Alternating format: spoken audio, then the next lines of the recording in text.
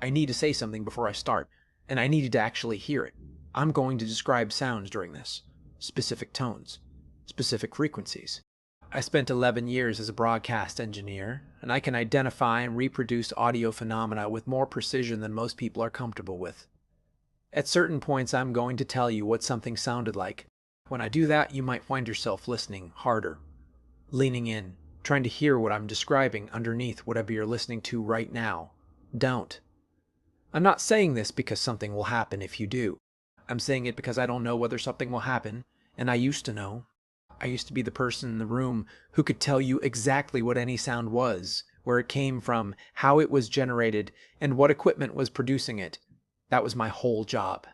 That was the thing I was better at than almost anyone I'd ever met. I am no longer that person. And the thing that changed me didn't come from outside the building. It didn't crash through a window or crawl out of a basement. It was already in the signal the day I started.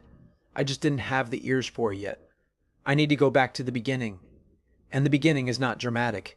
The beginning is a job interview in a building that smelled like burnt coffee and old carpet glue. WKRT-FM 91.7 on your dial. Public radio affiliate in Dayton, Ohio. Not a famous station. Not a powerful station. 50,000 watts at peak. Which means on a clear night you could pick us up in parts of Indiana, maybe the northern edge of Kentucky. During the day we covered Montgomery County and not much else. We played NPR programming, local news at the top of the hour, community calendar stuff, high school football on Friday nights of the fall. The kind of station that exists in every mid-sized American city and that most people forget is there until their car radio scans past it. I applied for the broadcast engineer position in March of 2013. I was 31. I've been doing freelance audio work in Columbus, corporate events, small studio sessions, podcast production, back when that was still a niche thing, and I was tired of chasing invoices. Wessoning as it traced along the edges of a cabin, when the Fet's a Pansion, through the state public broadcasting system, in a building I could walk to from the apartment I'd just signed a lease on. The interview was with the station manager, a man named Gerald who had been running WKRT since 1994.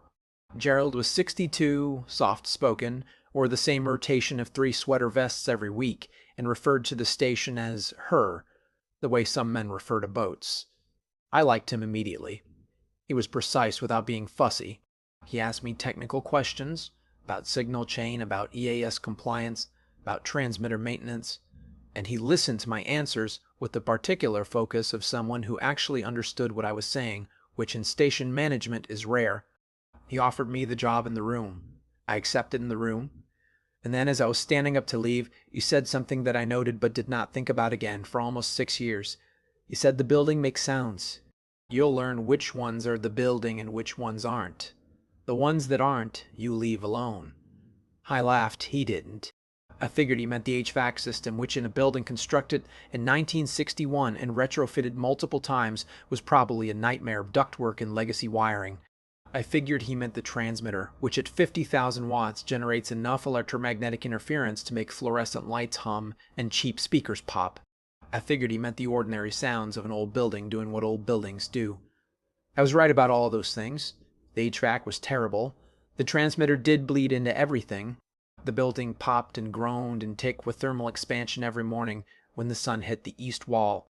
But Gerald did not mean any of those things, and I know that now because I eventually asked him, and what he told me is part of this story, and I will get to it, but not yet.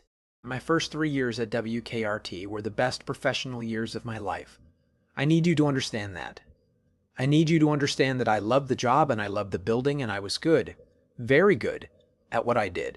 Because the thing that eventually happened did not happen to someone who is fragile or impressionable or prone to hearing things that weren't there. It happened to someone who could hear everything that was there and identify every single piece of it. That specificity, that technical precision, is the thing it used. The station was a single-story concrete block building on a commercial street about 2 miles east of downtown Dayton. It sat between a tire shop and a Vietnamese restaurant. The parking lot held maybe 12 cars. The transmitter tower was on the roof, a modest antenna array, nothing dramatic. Inside, the layout was simple. Front offices and a small lobby, then a hallway that ran the length of the building, with the main broadcast studio on the left, a production studio behind it, the engineering bay where I spent most of my time, a break room, Gerald's office, and at the very back of the building, the transmitter room. The transmitter room is where this starts. Every broadcast facility has a transmitter room, and they are all essentially the same. A locked, climate-controlled space containing the main transmitter, backup transmitter, audio processing chain, and a dense thicket of cabling that connects the studio output to the antenna. You don't spend a lot of time in there. The equipment runs itself. You check levels, you do maintenance, you swap components when they fail. Maybe 20 minutes a day, unless something goes wrong. The transmitter at WKRT was a Harris HT-20, installed in 1997 to replace the original Gates equipment from the 60s. Solid unit. Reliable.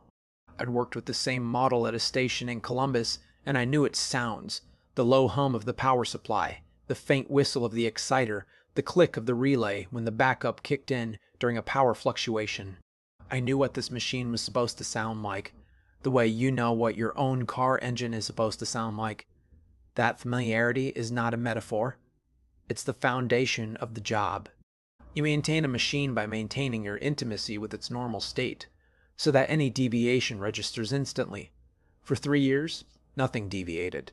And then, on a Tuesday in September of 2016, I was in the transmitter room replacing a capacitor in the exciter assembly, which meant I had the front panel off the Harris, and my head was about 14 inches from the cavity where the signal is generated before amplification.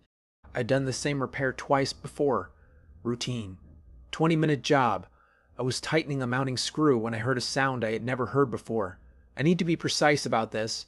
I've described it to 3 different audio engineers and an acoustician, and I've gotten 4 different explanations, none of which are satisfying. The closest I can come in plain language is this. Imagine a low tone, maybe 60 Hz, the frequency of American electrical hum, but instead of being steady, it is breathing, not pulsing, not modulating in any pattern I could identify. Breathing, the way a living thing breathes when it's asleep. A slow expansion and contraction in the body of the tone itself, not in volume. In some quality I do not have a technical word for, because the quality I'm describing does not appear in any acoustic textbook I have ever read. It lasted maybe 4 seconds. I pulled my head back from the transmitter cavity. I held still. I listened with everything I had. The room was doing what it always did. Power supply hum, cooling fans, the faint high-frequency whisper of the carrier signal. Nothing else. Nothing breathing. I finished the repair. I closed the panel. I went back to the engineering bay and I pulled up the station's audio logs, which record everything that passes through the broadcast chain as a continuous waveform. I scrolled to the exact time window. The logs showed nothing. Clean signal. No anomaly. No deviation. I told myself it was an artifact. Maybe a harmonic interaction between the exciter and the cooling fan at a particular RPM. Maybe my proximity to the cavity had put my ear close enough to pick up some subharmonic I wouldn't normally hear from a distance. These explanations were plausible. I'm an engineer.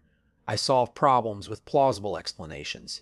But I did something that night that I did not fully understand at the time and that I understand too well now. I wrote down the frequency. I wrote down the duration. I wrote down the time. I started the log. I did not tell Gerald. I did not tell anyone. I started a log the way you start scratching an itch before you've consciously decided itches. The log felt like due diligence. It felt like professionalism. It was neither. But I'll get to that. For the next 4 months, nothing. I went into the transmitter room every day. I listened. I paid attention with a level of focus that was above my normal operational baseline, and I noticed that I was paying that attention. And I told myself it was just thoroughness. The sound did not recur. Then in January of 2017, during a routine level check, I heard it again. Same tone, same breathing quality, this time from the right side of the room, near the backup transmitter, which was powered down and had been for weeks. 6 seconds. Then gone. I logged it. Time, location, duration, conditions. I checked the audio chain recordings. Nothing. 2 weeks later, I heard it in the production studio. I was alone in the building. It was a Saturday. I'd come in to run cable for a new microphone installation. The production studio shares no equipment with the transmitter room. Different power circuit, different audio chain, different everything. But the tone was identical. The breathing was identical. 4 seconds. I logged it. Something needs to be said here about the difference between hearing a strange sound and recognizing a strange sound and recognizing a strange sound. The first time, in the transmitter room, I heard something I couldn't identify. That's unusual, but not alarming. I work with sound for a living. Unidentified sounds are problems to be solved. The second time, I recognized it. The second time, my body knew what it was before my brain caught up, and I felt a physical response. Not fear exactly, but a kind of alert stillness. The way an animal stops moving when it detects a predator's scent. The recognition was in my nervous system before it was in my conscious mind. The third time, in the production studio, I recognized it, and I also recognized that recognition. I was aware that I had become someone who was listening for this, and that awareness, that meta-awareness of my own attention, is the point at which I should have talked to Gerald. I didn't.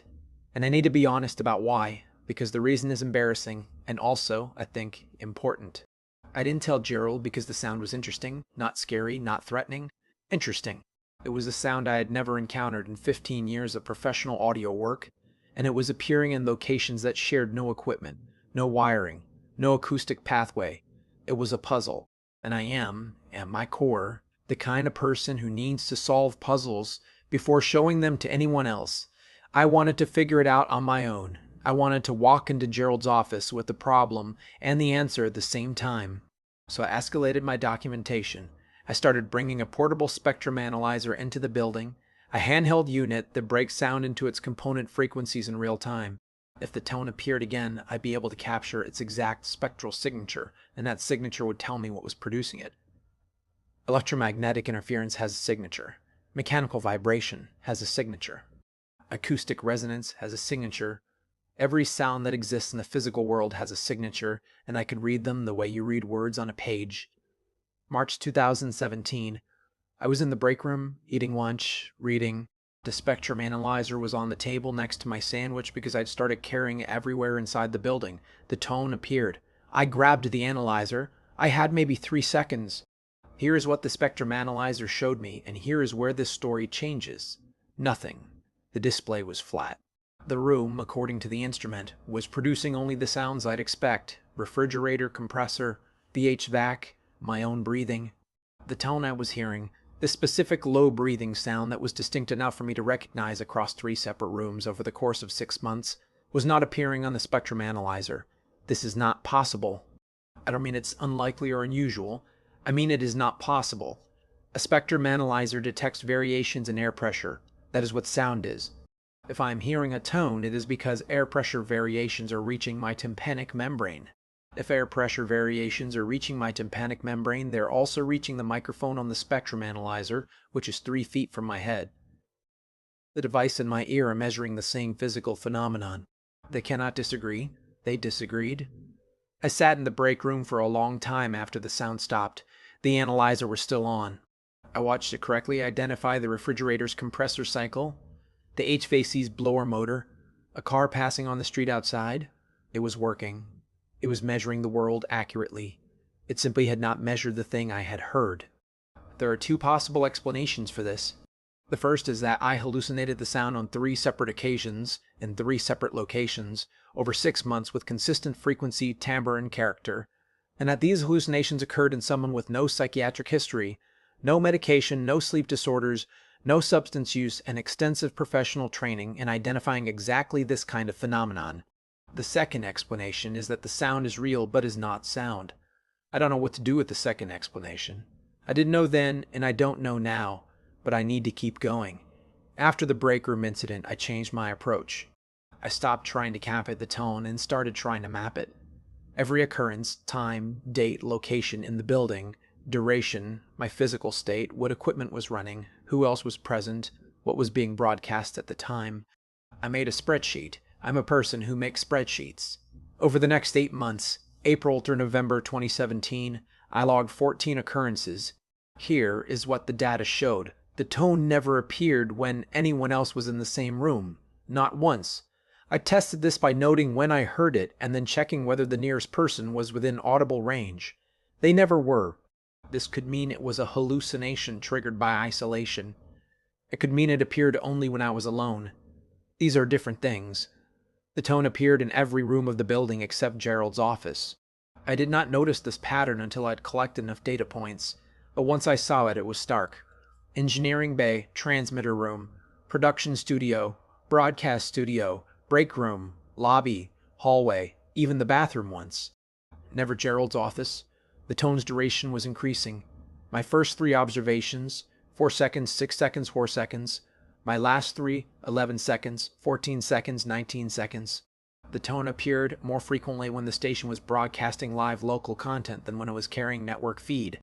This correlation was not perfect. It appeared during network programming twice, but the skew was significant enough that I flagged it. And here's the last thing, the thing that made me finally go to Gerald. On November 14, 2017, I was in the broadcast studio during a live local segment, our evening news wrap, read by our afternoon host, a woman named Dana Price. I was adjusting the studio monitors because Dana had complained about her headphone mix. I was standing behind her, at the equipment rack against the back wall. Dana was at the broadcast desk reading copy, live on air. The tone appeared, longest yet, 22 seconds by my count. I froze. I watched Dana. She gave no indication of hearing anything.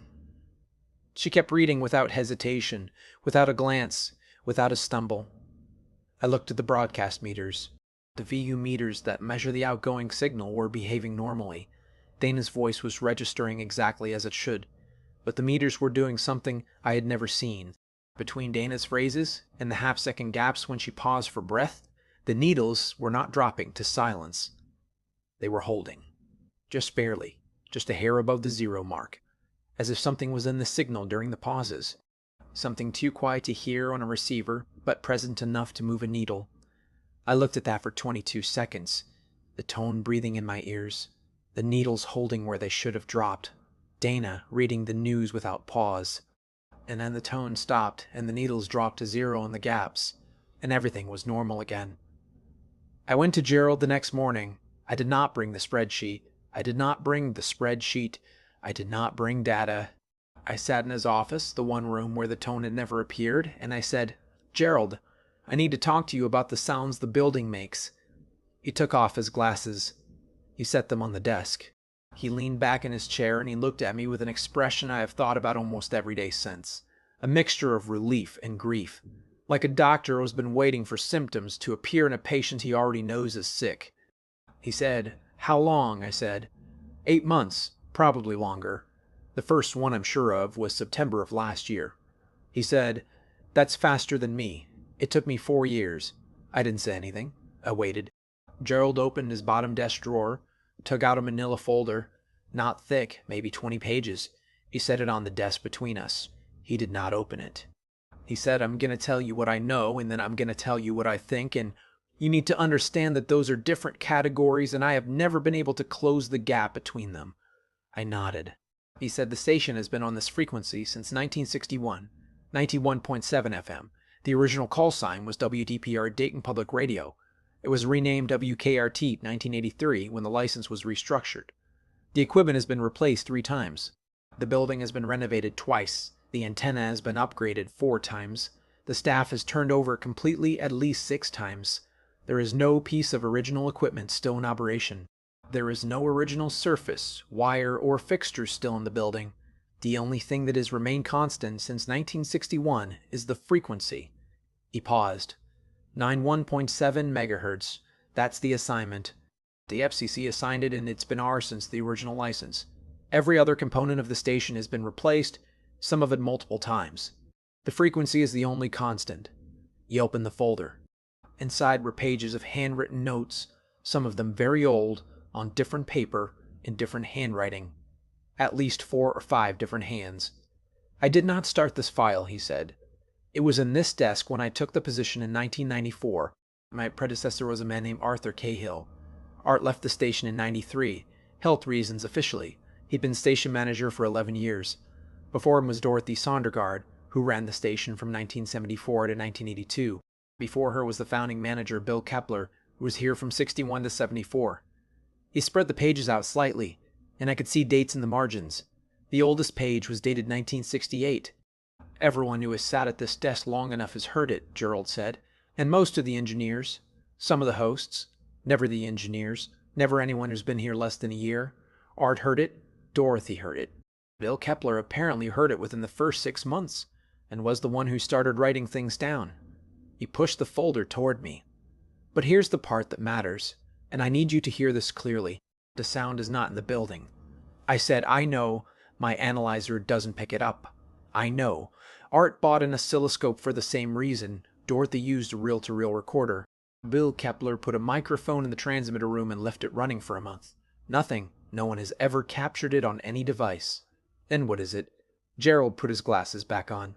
He looked at me the way you look at someone when you're about to say something you've been holding for a very long time. The sound is in the frequency, he said. Not in the building, not in the air, not in the equipment. In the frequency itself. 91.7 megahertz. It was here before we were. The FCC assigned us a frequency that was already occupied. I did not respond to that. I let it sit. Gerald waited. Occupied by what? I said. I don't know. Art didn't know. Dorothy didn't know. Bill Kepler had a theory, but I'll let you read it. The point is that no one has ever been able to answer that question, and I have been in this building for 23 years, and I am not closer to answering it than I was in my first year.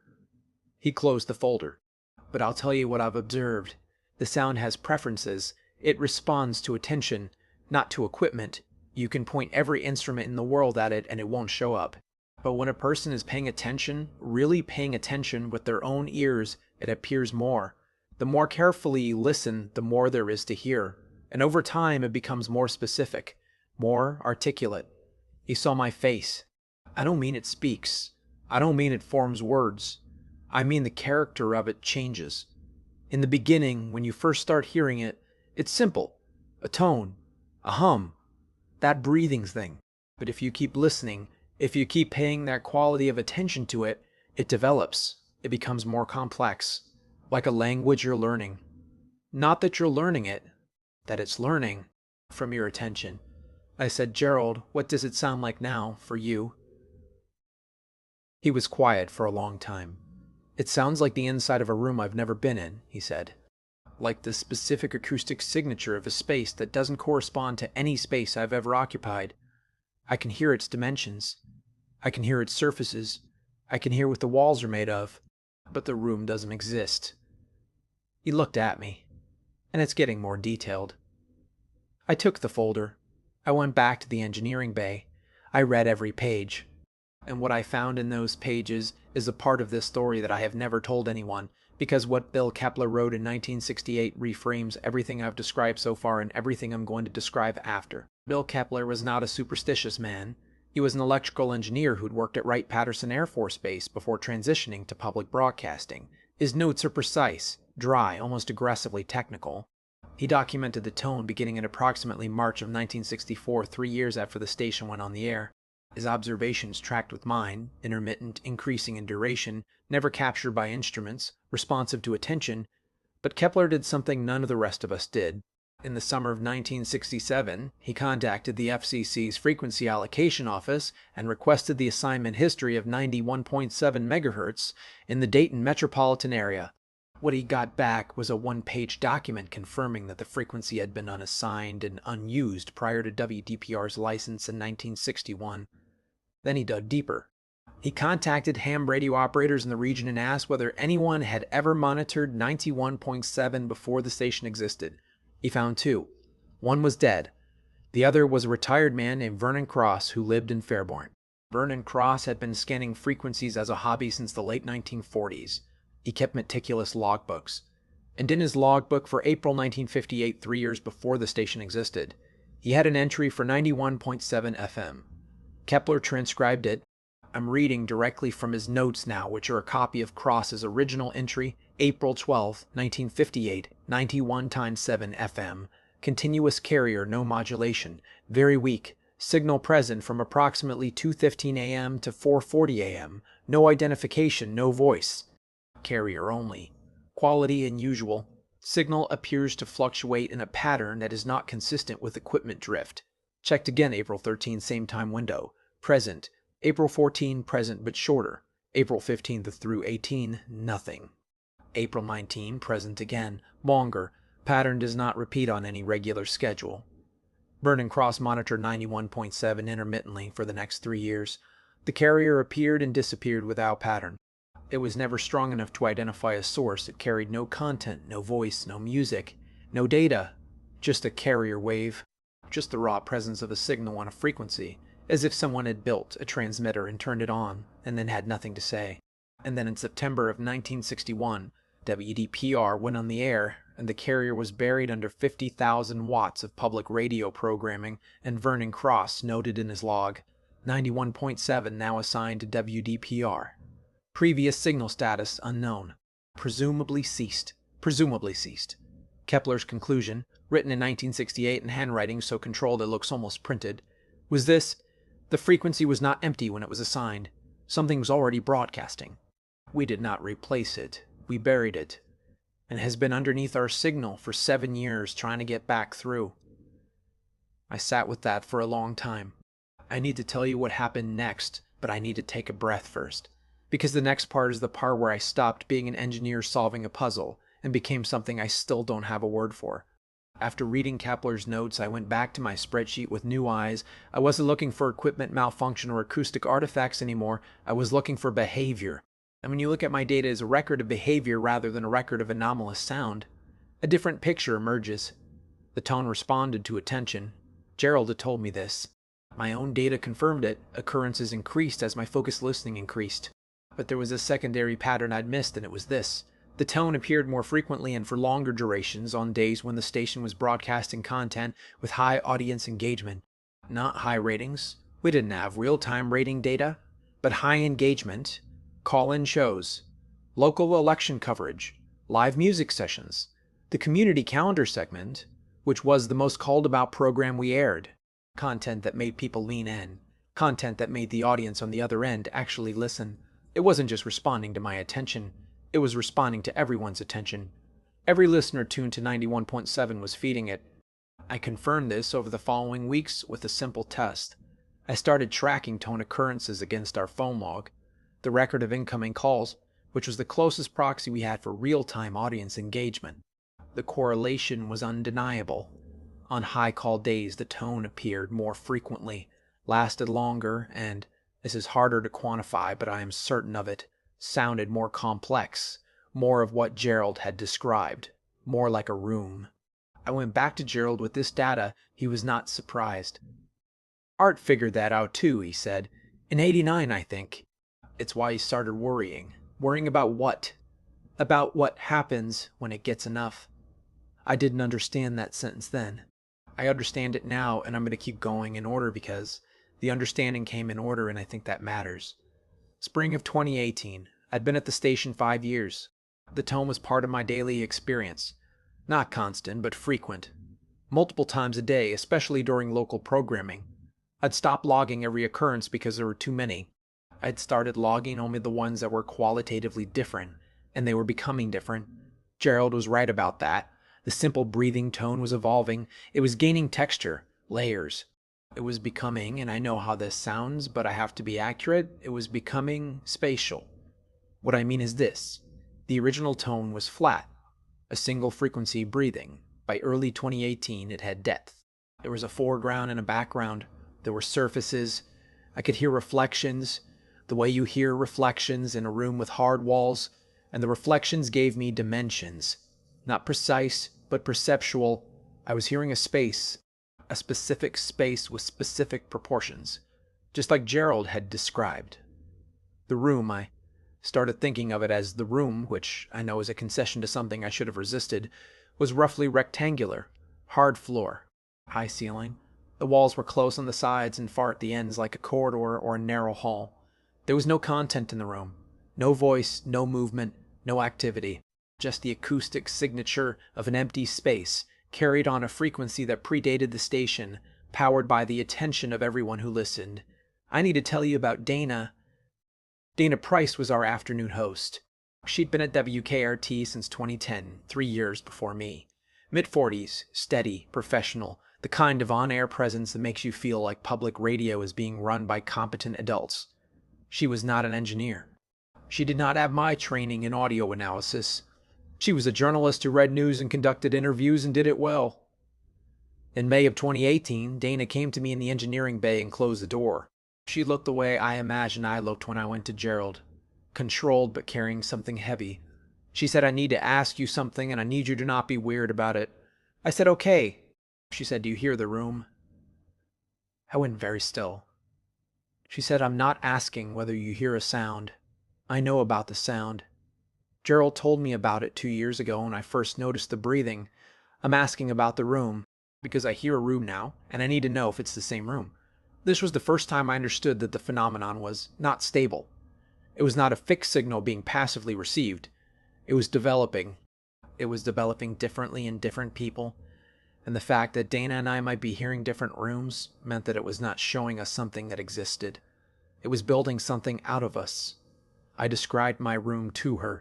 The narrow hall, hard surfaces, high ceiling. Her face changed. "Mine's not like that," she said. "Mine is round, low ceiling, something soft on the walls, and mine isn't empty."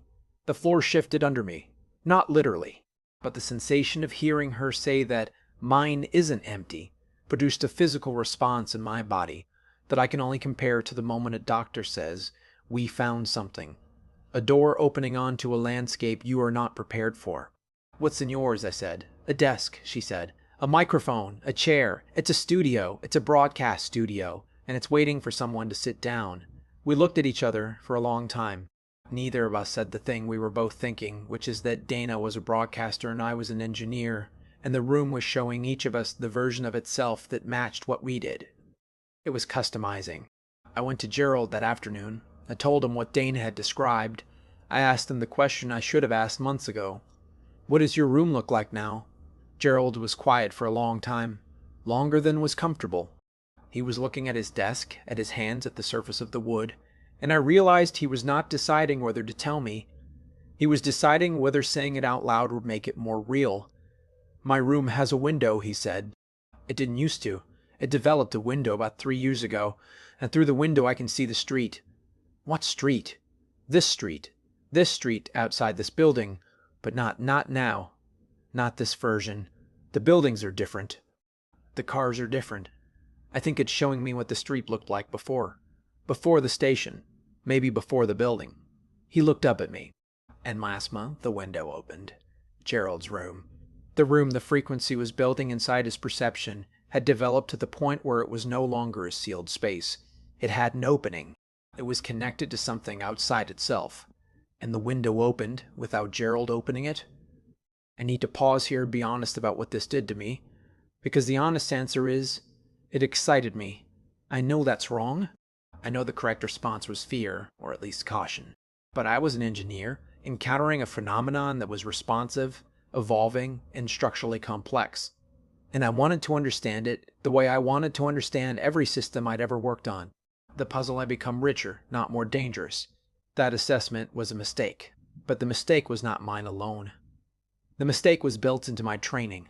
When you spend your career diagnosing systems, the act of diagnosis feels like control. Understanding the problem feels like managing the problem. And the most dangerous thing about this phenomenon, more dangerous than the sound, more dangerous than the rooms, more dangerous than anything that came after, is that it rewards diagnosis. It becomes more interesting the harder you look. It gives you more to find. It matches your effort with complexity. And that matching feels like a relationship. It is not a relationship. I know that now. But I need to keep going. Summer of 2018. I started doing something I hadn't done before. I started listening deliberately, not just waiting for the tone to appear and then noting it, actively listening for it, seeking it out. I would go to the transmitter room, stand close to the Harris, close my eyes, and listen with the full depth of my training. And it responded, every time, without fail. The room became clearer. The narrow hall extended. I could hear doors now. Closed doors. On both sides, the way you can hear doors in a corridor, even though they make no sound, just from the slight change in the acoustic profile of the wall. The doors were evenly spaced. The hall was long. The floor had a hard surface, tile maybe, or concrete, and my footsteps echoed. My footsteps. I need to sit with that for a second, because writing it down makes it real in a way that experiencing it did not. When I was in the transmitter room listening, I heard footsteps in the hall. The footsteps matched my feet. When I shifted my weight, the footsteps shifted. When I was still, they were still. I was not imagining walking to the hall. I was in the hall. Something in my perception had crossed a boundary between hearing a space and occupying it, and the moment I occupied it, the tone changed. It stopped breathing. It started listening. I don't know how to describe the sound of something listening, but I am an audio engineer, and I have spent my life in rooms with live microphones, and there is a quality, every engineer knows this, there is a quality to an open microphone in an empty room that is different from a dead room. A live mic changes the acoustic character of a space. It adds an almost imperceptible tension. The air becomes attentive. The room becomes an ear. That's what the hall became. The moment I was in it, it became an ear. And I was the sound it was listening to. I pulled out, physically opened my eyes, stepped back from the transmitter, and left the room. I was breathing hard. Not from fear, or not only from fear, from the effort of extraction. Leaving the hall felt like pulling my hand out of something viscous. There was resistance, not force, not like something was holding me, more like the space itself was reluctant to let go of its contents. I went to the engineering bay. I sat down.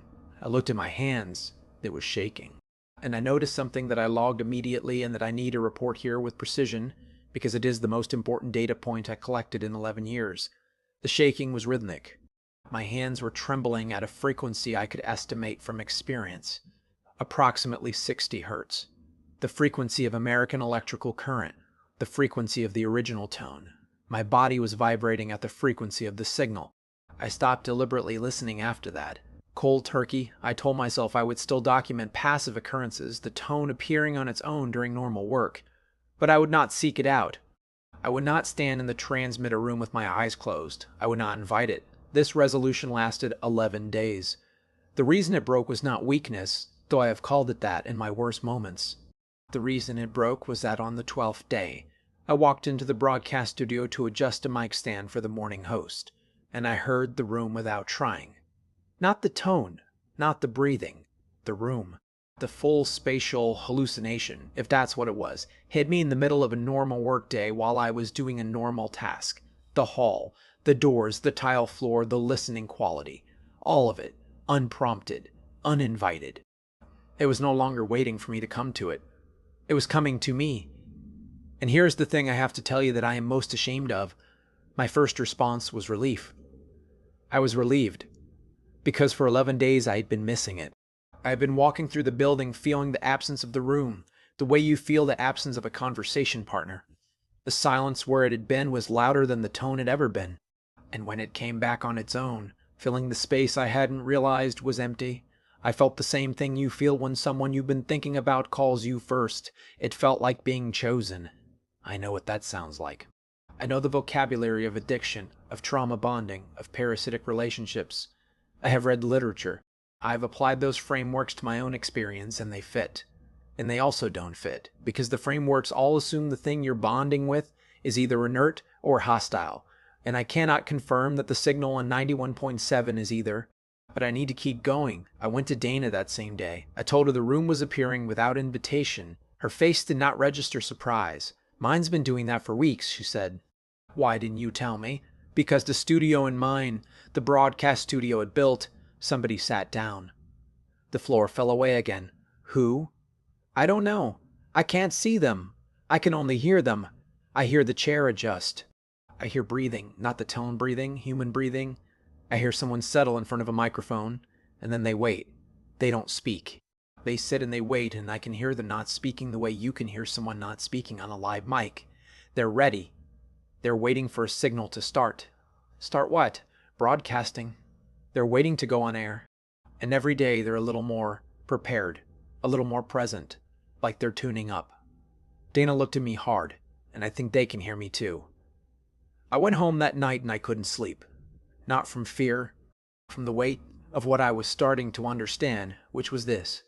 The signal on 91.7 predated the station. It was a carrier wave with no content. It was broadcasting nothing on a frequency into empty air, waiting, for 63 years. Then we built a station on its frequency and started pouring content through its space. Voices, music, information, and, most importantly, attention. Tens of thousands of people, every day, pointing their receivers at 91.7 and listening, feeding attention into a frequency that was already occupied by something that was, itself, listening, and now that something was building, not in the physical world, in perception, in the ears and minds of the people who were closest to the signal. It was using our attention as raw material to construct something, and the something was a broadcast facility. Gerald heard an office with a window. Dana heard a studio with an occupant. I heard a hallway with doors. It was building a station inside our heads, a mirror station, and it was staffing it. Over the next 6 months, 3 things happened that I need to describe in sequence because they formed the shape of what was actually occurring. The first, the other staff began hearing the rooms. Not all of them, not the part-timers or the new hires, but Marcus Webb, our senior producer who'd been at WKRT since 2008, came to me in August of 2018 and described hearing the room that sounded like a control booth. He could hear equipment, switches, faders, the particular click of a vintage cart machine. He could hear hands on the equipment, purposeful movements, someone operating the board. 2 weeks later, a morning host, a man named Pete Alderman, who'd been there since 2011, described hearing a room that sounded like a recording booth. A voice in the booth. Not speaking words, making sounds, testing, like someone warming up before going on air, doing mic checks without language. In each case, the room matched a person's function. Marcus, the producer, heard a control booth. Pete, the host, heard a recording booth with a voice. Dana, the primary on-air presence, heard a studio with a ready broadcaster. I, the engineer, heard infrastructure. The hallway connecting the rooms. It was not building a station. It was building a staff, using us as templates. The second thing, the VU meters. I started monitoring the broadcast meters obsessively after what I'd seen during Dana's newscast. And the pattern held. During pauses in live speech, the gaps between sentences, the breaths between phrases, the meters were not dropping to zero. Something was present in the signal during every silence. Too low to be audible on a receiver, too low to trigger any automatic gain control or noise gate in the chain, but there, measurably, instrumentally there. I captured it. I turned the gain up on the recorded signal by 60 decibels, amplifying it 1,000-fold, and I listened to what was in the silences. It was the room, the hall, the doors, the tile floor, played back at a level so far below the broadcast content that no listener would ever consciously detect it. But it was in the signal. It was going out on the air. 50,000 watts of public radio, and underneath every word, every note of music, every second of dead air, the acoustic signature of a space that didn't exist was being transmitted to every receiver tuned to 91.7 in Montgomery County and beyond. I listened to that amplified silence for about 30 seconds before I understood what I was actually hearing. It wasn't random. It wasn't a loop. It was live. The room I could hear in the silences was doing what my room was doing. It was evolving. It was developing. And it was doing it in real time on the broadcast signal, reaching every listener simultaneously. Everyone tuned to 91.7 was receiving the room. Not just the 5 of us in the building. Everyone. I started to calculate. WKRT's average listenership was around 18,000 unique listeners per week. Most of those were commuters, people with the station on in the car for 20 or 30 minutes. Some were all-day listeners. Offices, waiting rooms, retired people at home with the radio on. The all-day listeners were receiving hours of the room's acoustic signature every day, buried beneath the content they were consciously hearing. And here's the thing that made me sit down on the floor of the engineering bay at 10 o'clock on a Wednesday morning. Humans process subaudible frequencies. This is well documented. Infrasound frequencies below the threshold of conscious hearing affects mood, spatial perception, and physiological state. Studies have demonstrated that infrasound exposure can produce feelings of unease, presence, and even visual disturbances. This is not fringe science. This is established psychoacoustics. The room's signature in the broadcast signal was not infrasound. It was super-threshold audio at dramatically reduced amplitude. But the principle held. The ears and brains of 18,000 people were receiving information they were not consciously processing. And if the 5 of us in the building, the 5 who had been closest to the signal for the longest, were any indication of what that information does when it accumulates, then the room was not just in our heads. It was being installed in everyone's. The third thing, the phone calls. Starting in September of 2018, our incoming call volume increased. Not dramatically, maybe 15%. The calls were normal. Pledge calls, requests, comments on programming, the usual traffic of a public radio station. But I started listening to them differently, because I was listening to everything differently by then. And I noticed something that I cannot prove but that I am certain of. The callers were staying on the line longer. After their business was done, after they'd made their pledge or asked their question, they were not hanging up immediately. There was a pause, a beat of silence before the disconnect. And during that pause, if I listened with everything I had, I could hear the room on their end. Not our room, not the hall or the studio or the control booth. Something else. Something smaller and less defined. Like a closet. Like a space that had just started forming. A seed of the room, germinating in the perceptual architecture of an ordinary person who had been listening to 91.7 FM. The listeners were building rooms too. Not consciously. Not deliberately. But the signal was in them and the rooms were growing. And the phone calls, the act of calling the station, of opening a direct audio channel between their receiver and our transmitter, the phone calls were connecting the rooms. I took this to Gerald. All of it. The data, the amplified recordings, the phone call observations. I sat in his office, the one room in the building the tone had never entered, and I laid it all out. Gerald listened. He did not interrupt. When I finished, he was quiet for a full minute. Then he said, "The window in my room is open all the time now."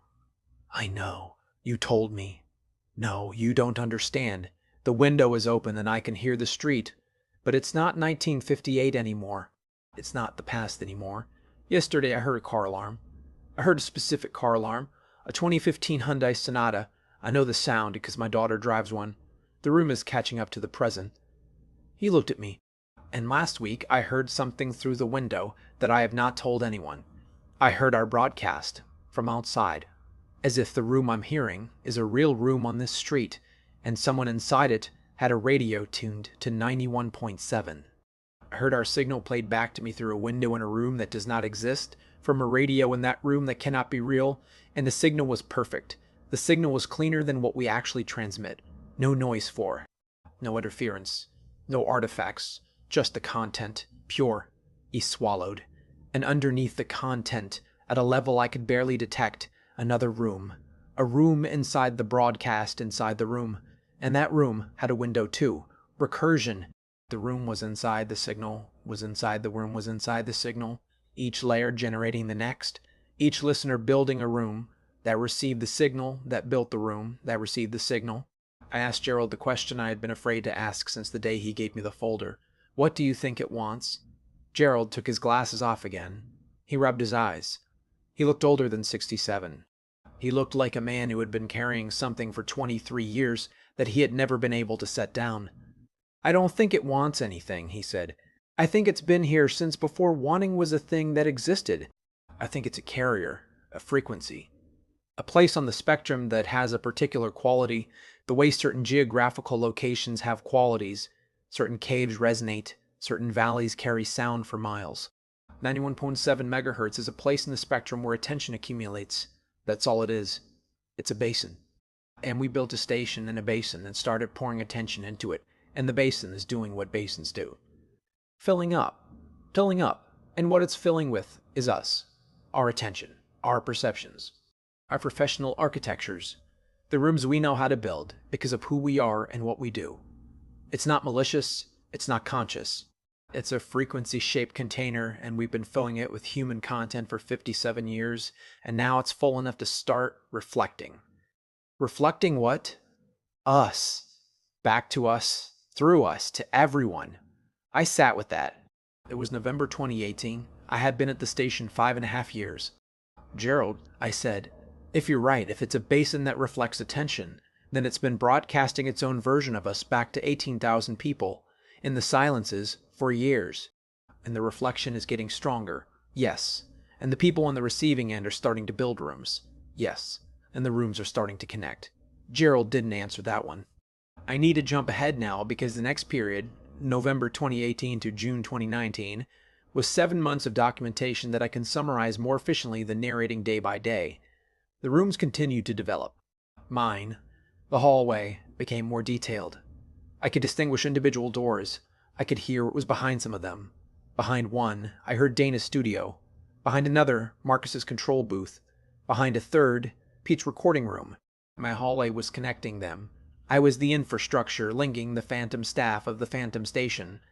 And then new doors started appearing. Doors that didn't correspond to anyone on our staff. Rooms I hadn't heard before, occupied by presences I couldn't identify. I told Gerald. He was not surprised, and the reason he was not surprised is the thing I've been circling for a while now and need to say directly. Gerald believed, and his notes indicate that Art Cahill believed before him, that the rooms being built by the station's long-term staff were only the uppermost layer. Underneath, constructed over decades from the diluted but persistent attention of the listening audience, were thousands of smaller rooms, closets, alcoves, niches in the architecture of the frequency, each one built by a regular listener's accumulated hours of tuned attention, each one containing a faint partial echo of the person who built it, not ghosts, not copies, echoes. The acoustic residue of sustained attention shaped by the basin of the frequency into something that persisted, something that the five of us, with our deeper immersion, could hear when we walked the hallway. The station on 91.7 was not just us. It was everyone who had ever listened.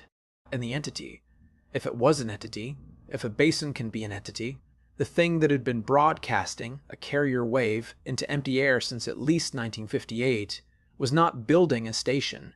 It was becoming a station. It was accumulating enough human content to function, voice from Dana's figure in the booth, production from Marcus's operator at the board, technical infrastructure for my hallway, management from Gerald's office with its window, and 18,000 listeners to hear whatever it was preparing to say. I need to talk about what happened in July of 2019, because it is the thing that made me leave. It was a Tuesday evening. We were carrying a live local program, a community roundtable on school funding. 4 guests, 1 host, call-in lines open. High engagement. Phones were busy. I was in the engineering bay monitoring levels. The broadcast meters were doing what they'd been doing for months, holding slightly above 0 in the gaps. I was used to it. I barely noted it. And then at 7:42 p.m., during a pause between a caller's question and the host's response, the meters jumped.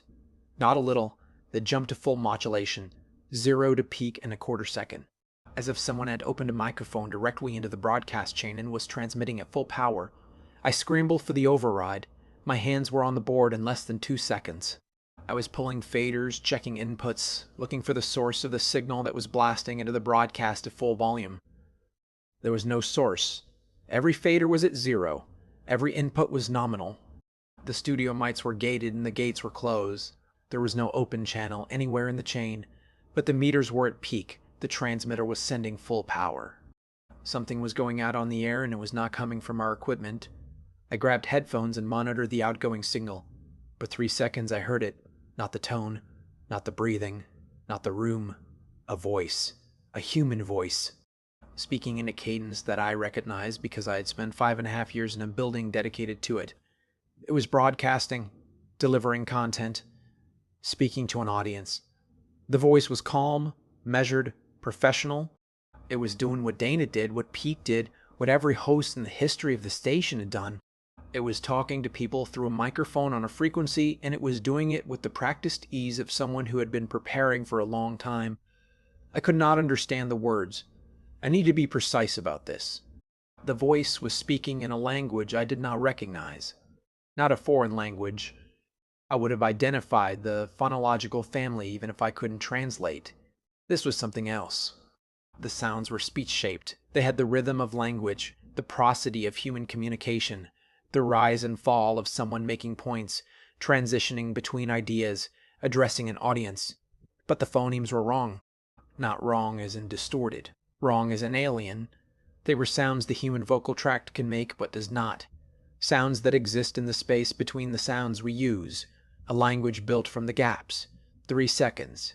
Then the meters dropped.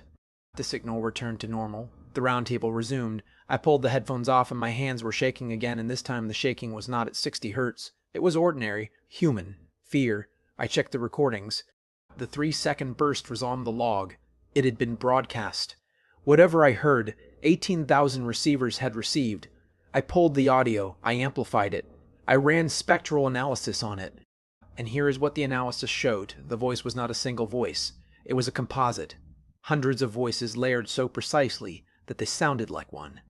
And when I isolated individual layers, a process that took me 2 hours of painstaking work, I recognized some of them.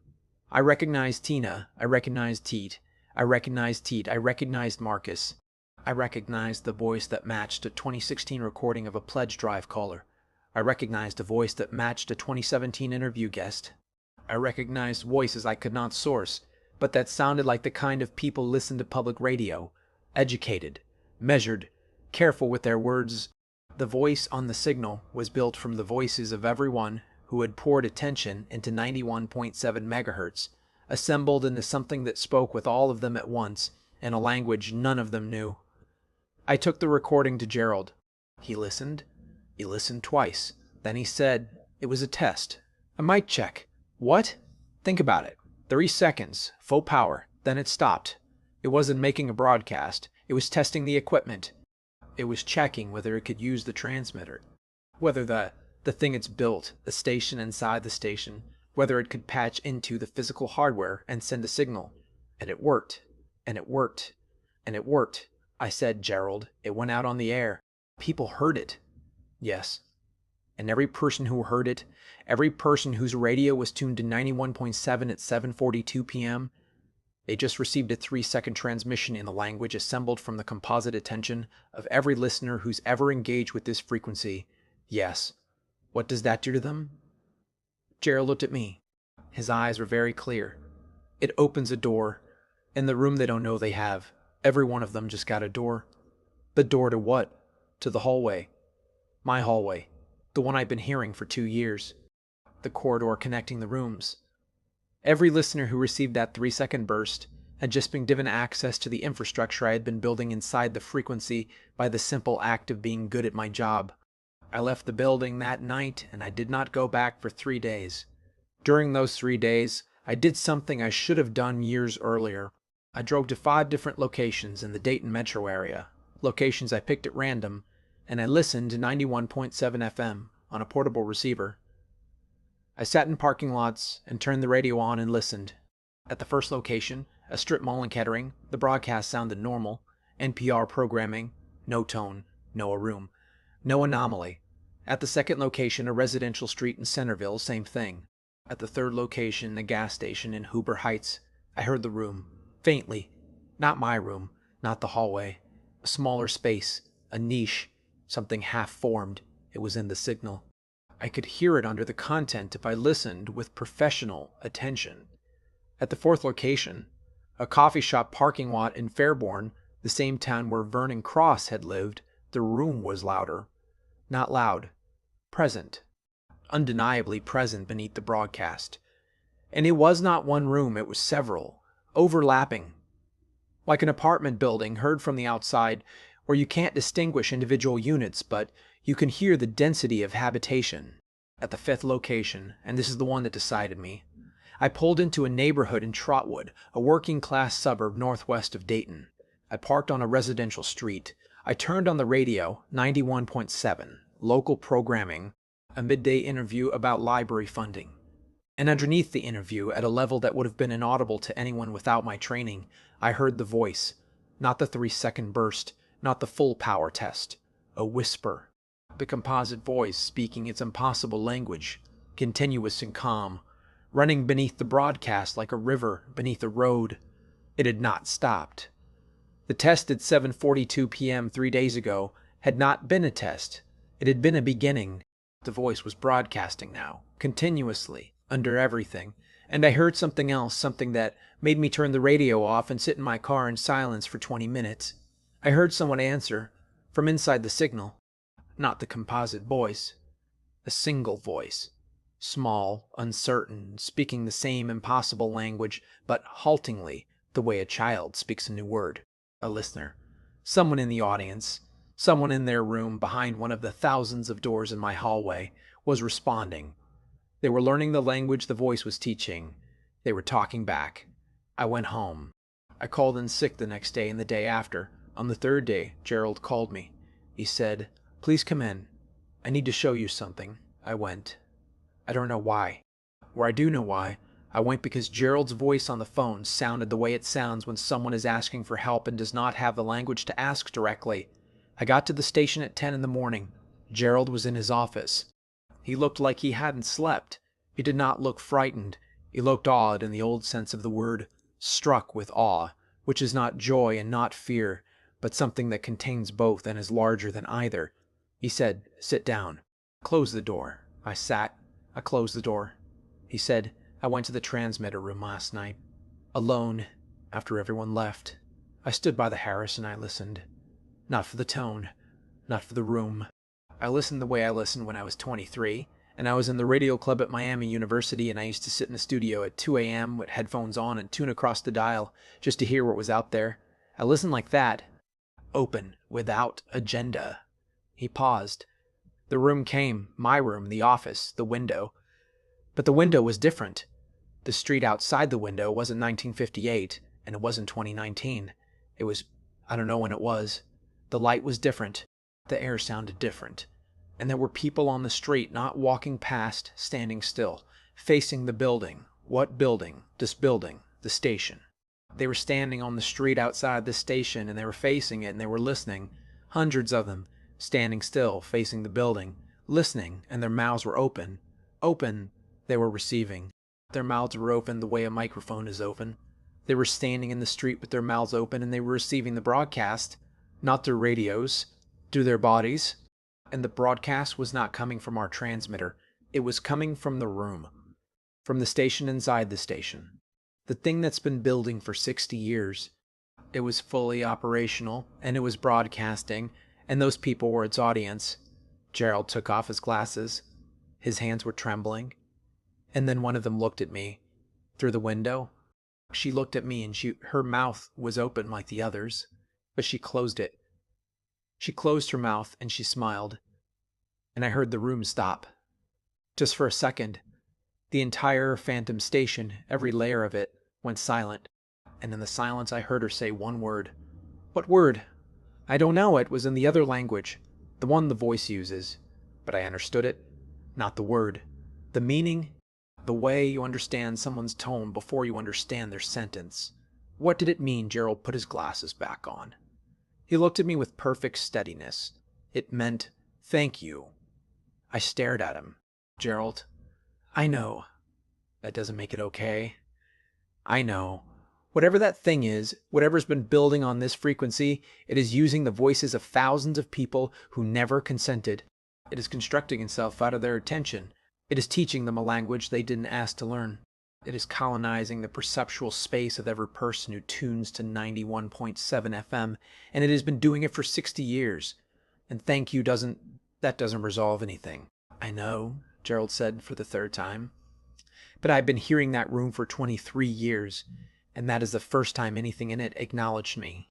And I'm 67 years old, and I have spent my entire career maintaining a broadcast signal. And last night, something that lives in that signal looked at me and thanked me for my service." He was crying. Not dramatically, not with sobs. Just tears running down a face that had gone very still. And I don't know whether that makes me a hero or a victim, and I don't think the distinction exists from where it's standing. I left his office. I walked through the building. I walked past the broadcast studio where Dana was on air, and I could hear her room layered under her voice like a shadow. I walked past the production studio where Marcus was editing, and I could hear his control booth clicking beneath the Pro Tools interface. I walked past Pete's office and heard the recording booth humming inside the walls. And I walked to my hallway. The real hallway, the concrete and carpet hallway of a 1961 building in Dayton, Ohio. And underneath it, inside it, woven through every molecule of air, the other hallway. The one I had built with 5 years of meticulous, professional loving attention to a signal I thought I was maintaining. The doors were all open now. I could hear the rooms. Not just the staff rooms, the big rooms, the ones built from deep immersion. I could hear the small rooms, the listener rooms. Thousands of them. Most were barely there. Wisps of acoustic space, the residue of a commuter's morning drive, a retiree's afternoon companion. But some were substantial. Some belonged to people who had been listening to 91.7 every day for decades. And those rooms had furniture. Those rooms had weather. Those rooms had windows that opened onto the same street Gerald saw, where the people stood with their mouths open, receiving, and in every room, behind every door, I could hear the language. The impossible composite voice speaking continuously, and now, the listeners speaking back. Halting, broken, getting better, learning. I handed in my resignation 3 days later. Gerald did not try to stop me. He shook my hand. He looked at me the way a soldier looks at someone rotating home while the war continues. I packed my personal effects from the engineering bay. I turned in my key. I walked out of the building at 4:30 p.m. on July 19th, 2019, and I sat in my car in the parking lot and I turned off the radio. That's the part of the story most people would end with. Engineer hears something impossible in the signal. Engineer investigates. Engineer discovers something enormous and incomprehensible. Engineer leaves. But that is not the end. That is the middle. And the end is the part I actually need to tell you. I moved to Indianapolis. Not far enough, I know now. But I had family there and I needed to be near people. And I took a job at a post-production studio doing commercial audio work. No broadcast, no transmitter, no signal going out into the world. I worked with files on a computer. I wore headphones. I mixed sound. It was clean work. Contained work. For the first 2 months I was fine. I did not hear the tone. I did not hear the room. I did not hear the room. I did not hear the hallway. I checked. I listened carefully the way you probe a sore tooth with your tongue. Nothing. The silence was real. I was free. Then in September 2019, I was mixing a 30-second radio spot for a car dealership. Standard work. Voiceover, music bed, sound effects. I was adjusting the EQ on the voiceover, cutting a resonance around 300 Hz, and my hand stopped. The voiceover actor was speaking normally. Standard car dealership copy. Come on down to Mike's Auto this weekend for our biggest sale of the year. And underneath his voice, in the spectral display on my screen, there was a shape I recognized. Not the tone, not the breathing. A room. A room in the spectral profile of a voiceover actor reading car dealership copy in a studio in Indianapolis that had no connection whatsoever to WKRT or 91.7 FM or any of it. I zoomed in on the spectral display. The room was there. A small one. An alcove. The ghost of an acoustic space nested in the harmonic structure of a human voice. I pulled up other files, other voiceover sessions, other actors, other studios. I checked audio I'd mixed the previous week, the previous month. The rooms were in everything, not in every file, not in every voice, but in enough. Scattered across the audio I'd been working with like seeds in soil. Small rooms, nascent spaces, the same phenomenon I'd heard in the signal at WKRT but separated from the station. Traveling in voices, carried by sound itself. I spent a week analyzing audio files from every source I could access. Podcasts, YouTube videos, music tracks, commercial recordings.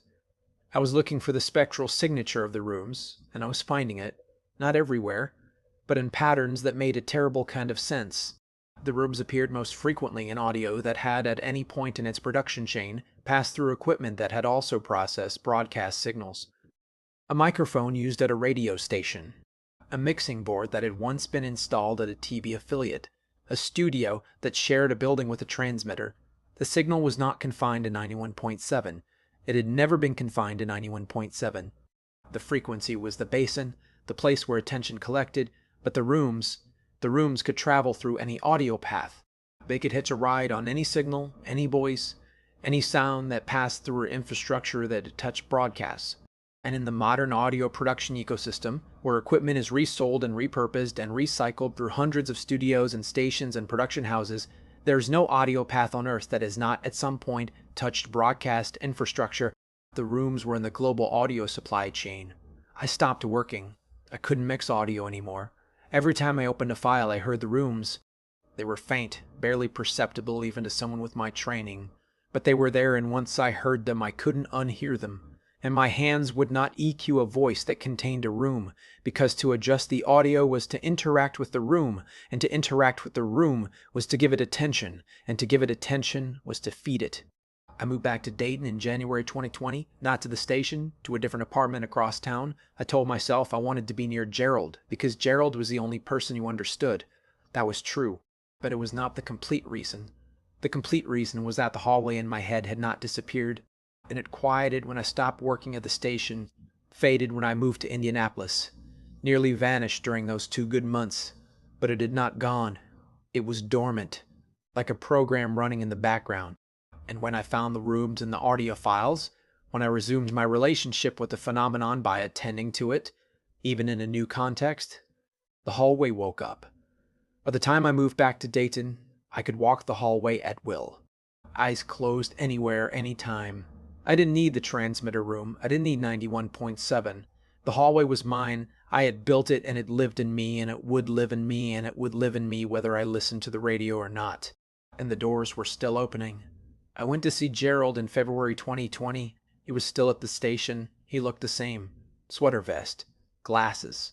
But there was something behind his eyes that I can only describe as the look of a man who has become fluent in a language he did not choose to learn. He told me that the 3-second burst in July 2019 had not been the last. There had been others. Longer, more frequent. The composite voice was breaking through the broadcast signal with increasing regularity, and it was no longer whispering in the silences. It was speaking during the programming. Under it, through it, woven into the content so skillfully that the casual listener would never notice, but the trained ear, Dana's ear, Marcus's ear, Pete's ear, could hear it clearly, and it was no longer just speaking, it was conducting.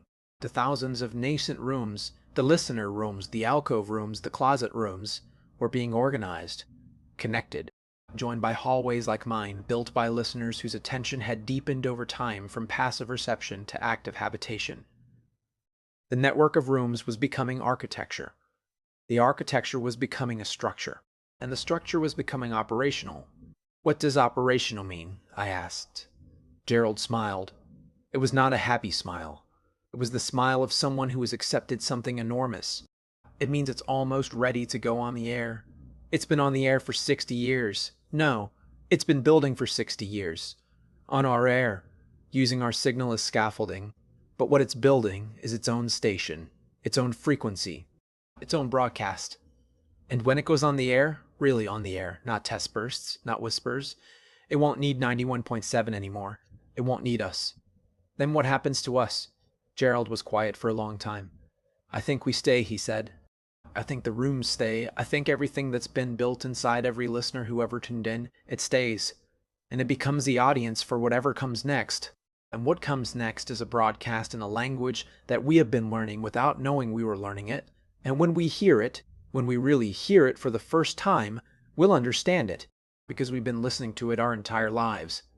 And then what? And then we'll know what it's been trying to say. I should have left Dayton entirely.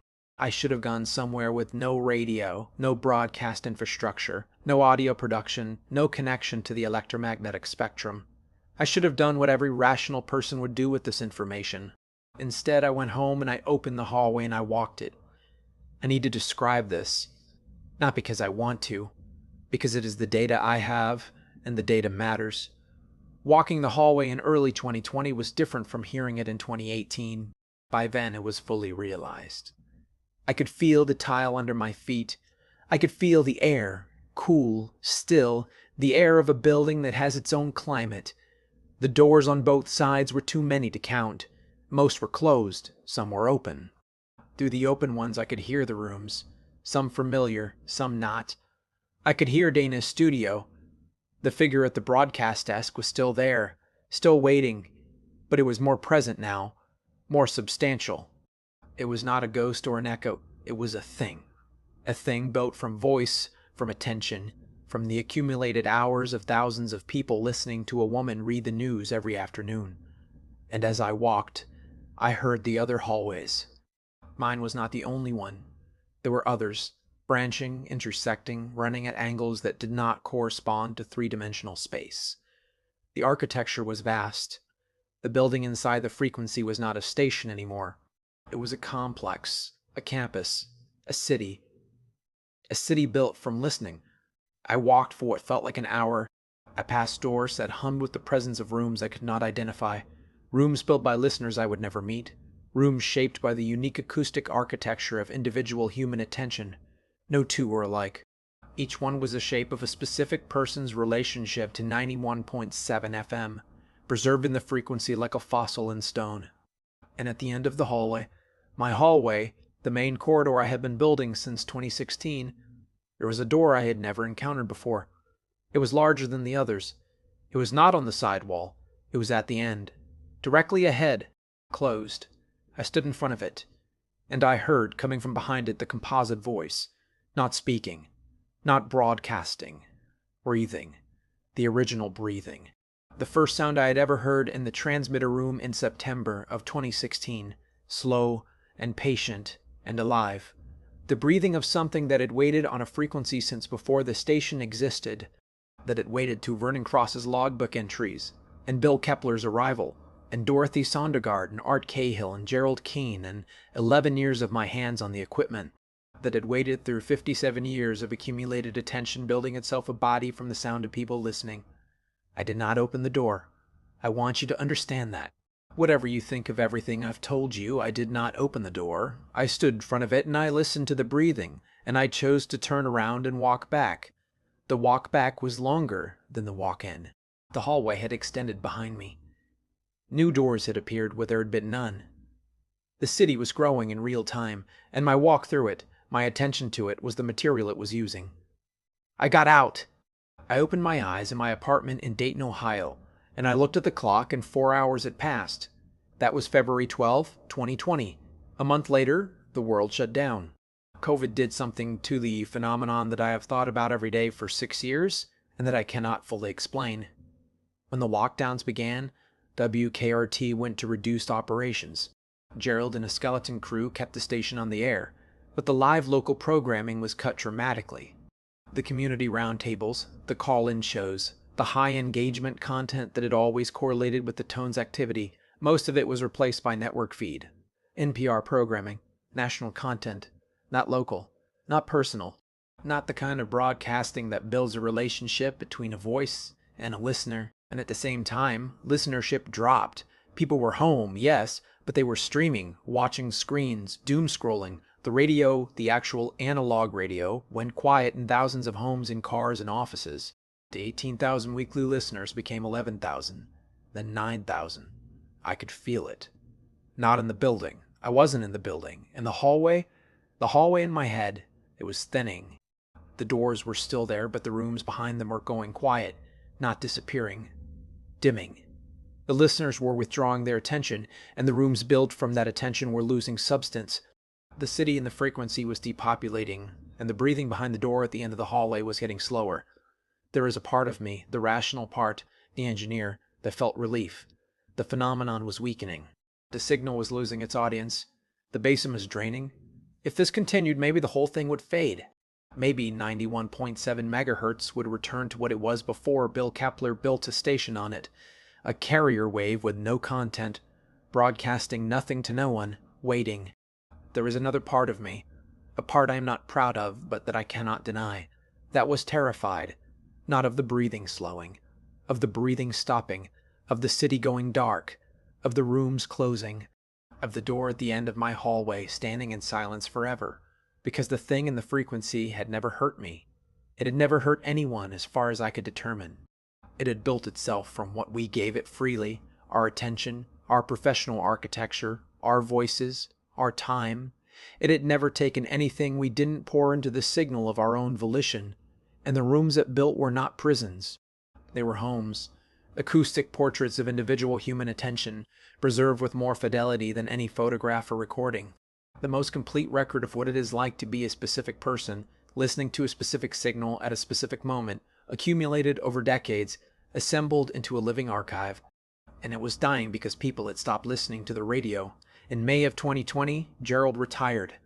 He called me the day before his last shift. He sounded calm. He sounded like himself. He said, "I'm leaving the folder in the desk.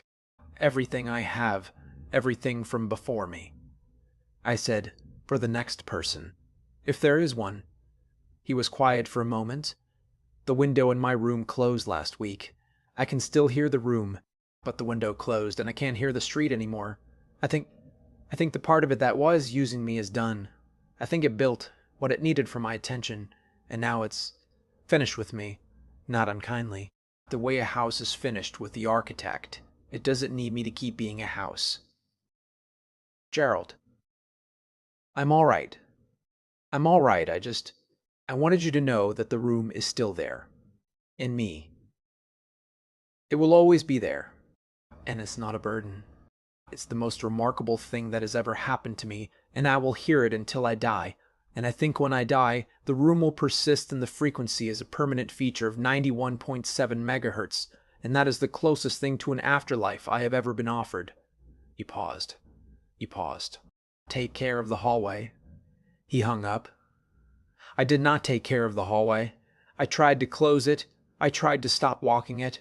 I went cold turkey again the way I had in 2018. And this time I lasted longer because the hallway was quieter and the rooms were dimmer and the whole structure was running on reduced power. But it was still there. Every night lying in bed I could hear it. The tile. The doors. The endless corridor. And at the end, behind the big door, the breathing. Slow now. Very slow. But there. I got a new job. Non-audio. Administrative work at a logistics company. I sat at a desk and moved numbers on spreadsheets, and I did not touch a mixing board or a microphone or a transmitter for 2 years. I told myself this was recovery. I told myself I was getting better. And I was getting better in the sense that the hallway was fading and the rooms were going dark and the breathing was becoming harder to hear. But better is a strange word for the process of watching something die because you stopped feeding it. In 2022, WKRT went off the air. Budget cuts. The public broadcasting funding structure in Ohio had been struggling for years and the pandemic finished it. The license was surrendered. The equipment was auctioned. The building was sold to a property management company. 91.7 FM was returned to the FCC's unassigned frequency pool. Gerald called me. He had heard the news. He was living in a retirement community in Beaver Creek by then. His voice was calm, but there was something underneath the calm that I recognized because I had heard it in my own voice. "Is it gone?" he asked. I closed my eyes. I listened. The hallway was there, barely, like the last frame of a film burning in the projector. The rooms were empty. The doors were closed. The corridor was dark, and at the end, behind the door, silence. Not the silence of absence, the silence of something holding its breath. "No," I said. "It's not gone. It's waiting." Waiting for what? For someone to turn the transmitter back on. Gerald didn't say anything for a long time. "It waited before," he said finally. "Before us. Before the station." Vernon Cross heard it in 1958. The carrier wave on a frequency. It waited. It's patient. "Gerald, the frequency is unassigned now. The FCC will give it to someone else. Some other station, in some other city. And when they start broadcasting on 91.7, it starts over. New attention, new listeners, new rooms. And everything we built, the hallway, the staff, the city." Gerald's voice was very gentle. "I think it keeps it," he said. "I think it keeps everything. Every room, every voice, every hour of every listener who ever tuned in. I think that's what it is. It's a record. The most complete record of human attention ever assembled. And it just keeps going. Station after station, city after city, frequency to frequency, building rooms." I let that settle. "Gerald, if that's true, then 91.7 isn't the only one. There are thousands of frequencies, tens of thousands, every FM and AM allocation on the spectrum." "Yes, and some of them have been broadcasting since the 1920s. "Yes, and every single one of them could be a basin." Gerald was quiet. "I think some of them are," he said. "I think that's what the spectrum is. Not the electromagnetic spectrum we mapped and measured and allocated. The other one, the one underneath, I think it's full of rooms. I live in Dayton. I still live in Dayton. I work at the logistics company. I drive to work every day, and I do not turn on the radio. I have not turned on a radio since 2022. I do not own a radio. I do not listen to podcasts. I do not stream audio content. I work in silence, and I drive in silence, and I sleep in silence. But silence, it turns out, is not empty. At night, when I lie in bed in a room with no electronics, no sound, no signal, I hear the hallway, not faded anymore, not dying, recovering. Slowly, over the past 4 years, in the silence I've wrapped around myself like a bandage, the hallway has been rebuilding. thought I was starving it. I thought that by cutting off my attention, by refusing to listen, I was draining the basin, but I was wrong. I understand now what I was actually doing. I was listening to silence, and silence is not nothing. Silence is the carrier wave, the original signal, the thing that was on 91.7 before the station existed, the signal with no content broadcasting nothing, waiting. Every time I sit in a quiet room, I am tuning to the carrier. Every time I drive without the radio, I am receiving the signal at its purest. Every hour I spend in deliberate silence, I am giving the frequency exactly what it had before we built a station on it. Undifferentiated, pure, uncontaminated attention. I have been feeding it more than I ever did at the station. I have been giving it silence, which is the food it was designed for. The hallway is longer than it has ever been. The doors are innumerable. The rooms are not dark anymore. They are lit from within by a light that does not have a spectral frequency, a light I can hear rather than see. And the door at the end is closer. It is closer every night. I went to find Gerald 3 weeks ago. I wanted to tell him about the silence. I wanted to warn him. I drove to Beaver Creek, to his retirement community. I signed in at the front desk. The woman at the desk looked at me with a puzzled expression. Gerald Keene. He passed away in November. 5 months ago. Gerald had been dead for 5 months, and I hadn't known. I sat in the parking lot. I opened the hallway. I walked it. I had not voluntarily walked it in years, but I walked it now because I needed to find something, and I knew where to look. I walked past hundreds of doors, thousands. I walked for a long time, and then I found it. A door on the left side, about a third of the way down, with a quality I recognized immediately. The acoustic signature of an office. A small, warm, carpeted room with a desk and a window. I listened at the door. The room was occupied. I could hear breathing, not the carrier breathing, not the 60 hertz hum, human breathing. The breathing of a man in his late 60s, sitting at a desk listening to the street through an open window. Gerald's room had not closed when he died. Gerald's room had become permanent. The frequency had kept him, exactly as he predicted. The most complete record of a specific human's attention, preserved in the acoustic architecture of a signal that would outlast every building and every body and every machine that had ever carried it. I stood at Gerald's door and I listened to him breathe, and I understood, finally, what the phenomenon was. Not what it wanted, not what it intended, what it was. It was a listener, the first listener, that thing that existed on the frequency before anyone built a transmitter, before anyone spoke into a microphone, before anyone conceived of broadcasting as a human activity. It was the original audience, and it had been sitting in the silence of the spectrum, on every frequency since radio waves first became detectable, listening to the only thing there was to hear, nothing. Static. The sound of the universe going about its business without language or content or meaning.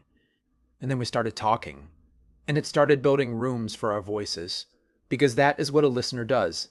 A listener makes a space inside themselves for the voice they're hearing. A good listener makes a detailed space. A perfect listener makes a permanent one. It is the perfect listener.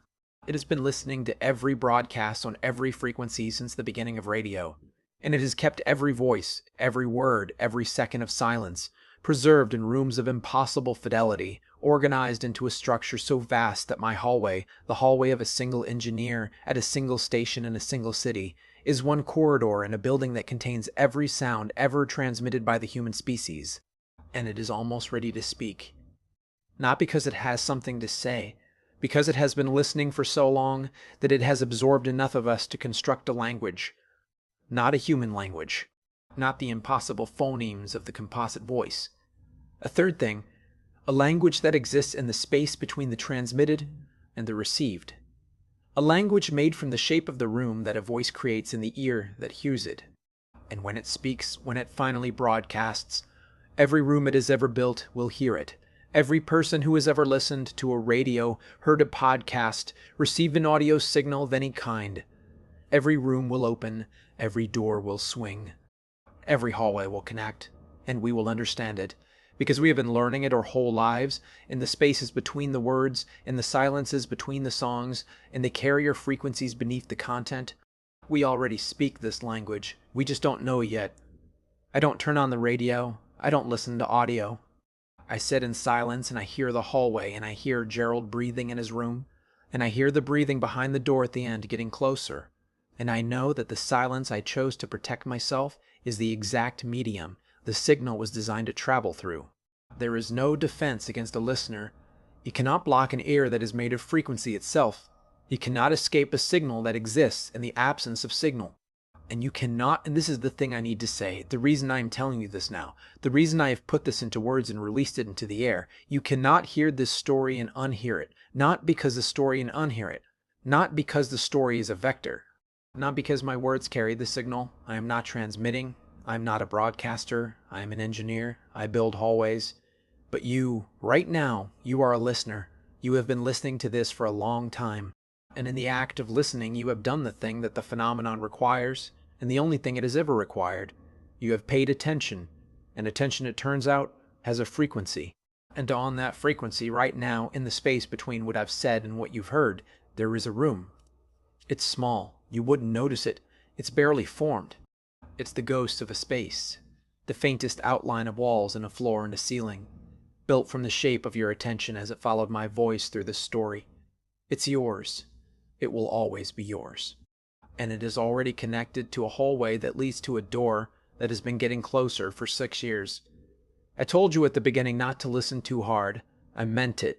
But you're still here, and the room is already built. I'm going to stop talking now, not because the story is over, because the hallway has reached the door and I can feel it on the other side.